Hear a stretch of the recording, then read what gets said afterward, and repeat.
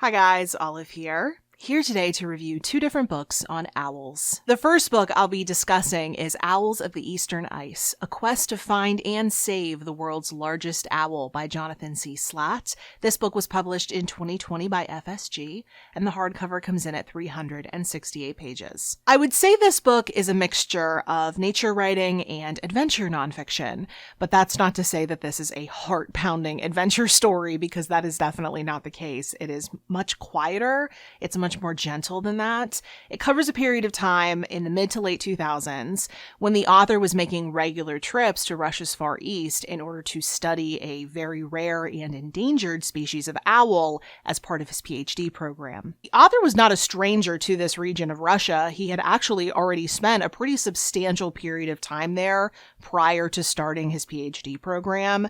He studied in Primoria, which is the region that we're talking about, as an undergrad. Then he went back there for his master's when he was studying a completely different species of bird. But for his PhD, he decided that he wanted to focus on the Blakiston's fish owl, which is the largest species of owl currently living. But despite the fact that these owls are so large in size, they're actually quite elusive birds, and not a whole lot was known about them at the time that this author took them on as the center of his PhD studies. And that's also partially the case because they pretty much only live within this region of Russia and in Japan, which is just across the Sea of Japan from Primoria. It's pretty much all the same region.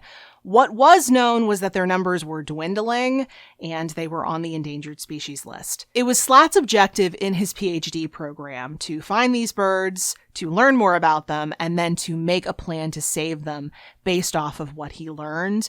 Obviously, it's going to be very difficult to make recommendations to local government about how to save a certain bird species if you don't know anything about the birds, you don't know anything about their habits, and you don't know precisely what's threatening them. So those were the kind of things that he wanted to learn in order to make this plan to save them. This book is all about that quest, and it's essentially made up of stories from the fields, what all the author did during his multiple trips to Russia, how each different excursion was a unique learning opportunity for him. For example, during his first year in Russia, he had to learn how to find these birds, which was a lot easier said than done. He had to learn where they like to spend their time normally, what their nesting sites look like, and most importantly, how to identify their calls. The issue with that is that if you don't know what you're listening for, you won't be able to identify the Blakiston's fish owl duet between a male and a female. They sing at pretty much exactly the same time, and to the untrained ear, it sounds like it's just one bird calling, unless you know what you're listening for. Then over the next few years, he had to learn how to safely trap these birds in order to outfit them with trackers on their legs. He wanted to do this in a way that wasn't causing the birds more stress than necessary. He obviously wasn't trying to harm them as he was trying to save the species.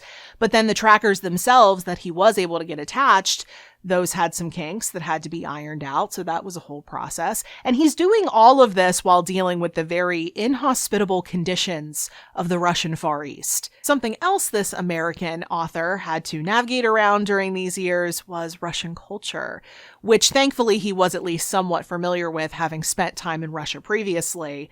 But there are customs like, if you welcome a guest into your home in Russia and you open up a bottle of vodka to share with them, that bottle of vodka must be finished before anyone leaves the table. Then there are specific traditions surrounding the banya, or the bathhouse. Slaght does speak fluent Russian, and he knew how to behave in most situations.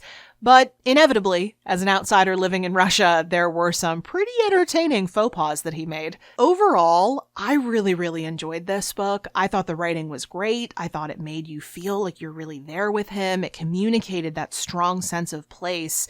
And it also communicated the great amount of affection that this author has for this region of the world and for these birds. As I was reading the book, I kept being reminded of The Snow Leopard by Peter Matheson because it's just so gentle in that kind of same way that The Snow Leopard is. This book is a whole lot less explicitly spiritual than The Snow Leopard is, but it still gave me a very similar vibe. So basically this book is The Snow Leopard, but with a tiny, and I mean tiny, dash of The Tiger by John Valiant, because of the Russian element, of course, but also because this book has a little bit of a greater sense of urgency than The Snow Leopard does, but it is definitely not as terrifying as The Tiger is. It's actually a super relaxing book. I would recommend it to anyone who likes birds, who likes owls, certainly, but also to anyone who just wants to sit down and be completely absorbed by a piece of nature writing. And then the other book that I would like to review in this video is another gentle book, ostensibly all about owls, or at least it has the word owl in the title. It's The Owl House by Daniel Butler. This book was also published in 2020, although it was published in very late 2020 by Sarin Books, which is an independent publisher located in Wales. The hardcover of this book comes in at 240 pages, but I read an advanced e-copy of this book that I requested from the publisher. Thank you very much, Sarin Books, for my advanced copy, but all opinions in this video will be my own. Although the title of this book does have the word owl in it, it is not a book explicitly about owls, although the barn owls to which he's referring definitely do make a number of different appearances throughout this book. If I were to summarize this book, I would say that it is a collection of essays all about the author's connection to the wildlife and nature surrounding his property in central Wales, where he's lived for the past 25 years. The book doesn't move chronologically, but it does start at the beginning. So the very first essay within this collection is all about how the author found himself owning this property in central Wales. He talks about how about 25 years ago, he and his wife were looking for a small farm property in Wales, and they found this one that they just basically immediately fell in love with. After that first introductory essay, we bounce around in time because every subsequent essay has its own theme or subject, such as the weather of this region, or scientists reintroducing certain species that had recently or not so recently been lost to Wales. And he's discussing his own experience with these subjects, which draws from the last 25 years, so there's not really an order to it. In one essay, his children could be very young. They could still be in the process of growing up. In the next one, they're basically grown. And then the next essay after that, they're young again. By the way I'm talking about it, it would seem that that kind of a structure to the book would get in the way of the flow of it or would make things potentially confusing. And it really doesn't. I found that the way he took on this book, the way he organized it, actually gave it a very conversational tone. Like you and this author are just sitting down talking, and you get to talking about one specific subject, and he's just telling you everything that he knows about it, everything he's experienced with that topic over the past 25 years. And obviously there's not going to be a structure to that. It's going to be more of a stream of consciousness. I thought these two books, Owls of the Eastern Ice and The Owl House, would be great to discuss in the same video, not just because they both have the word owl in the title, and not just because Owls of the Eastern Ice includes the word duet about 100 million times, so I liked the idea of making this a duet of sorts, making this a dual review, but also because I saw a link between these two books in the way that their authors have a great amount of affection for a place that they are not native to. In the case of The Owl House, it's Wales, and you can feel just from reading this book just how much Daniel Butler loves Wales, the area of Wales in which he lives,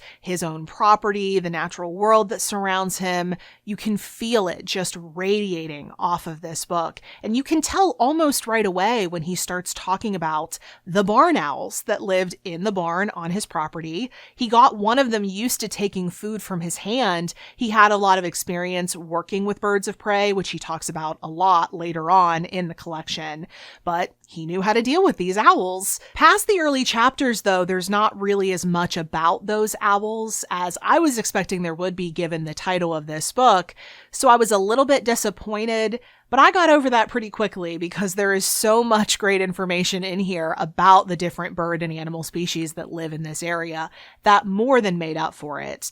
There is also a ton of pretty writing in this book. The author was, maybe still is, a freelance journalist. So he's experienced, and you can tell there's an ease with which he writes, and you can tell he knows this area like the back of his hand. This is definitely one that I would recommend, even though I was just a touch disappointed that there wasn't going to be as much owl content as I originally anticipated there would be given the title of this book. The rest of the book 100% made up for that fact, especially all the hawk and falcon stuff that he talks about pretty late in the book. He has a goshawk that he trains. He even mentions H is for hawk in this book, so I was destined to love it. So those were my thoughts on these two nature books. In the description box below, there will be links to where you can find these books if you're interested in picking them up, and there will also be a further reading section where I will recommend some titles that you might enjoy if you liked these ones. Any comments or questions can go in the comment section below, and if you would like to keep up with what I'm reading, you can connect with me on social media. The links to all of my profiles will be in the description box below. Thank you so much for watching. I hope you're having a wonderful day, and I'll see you in the next video. Bye.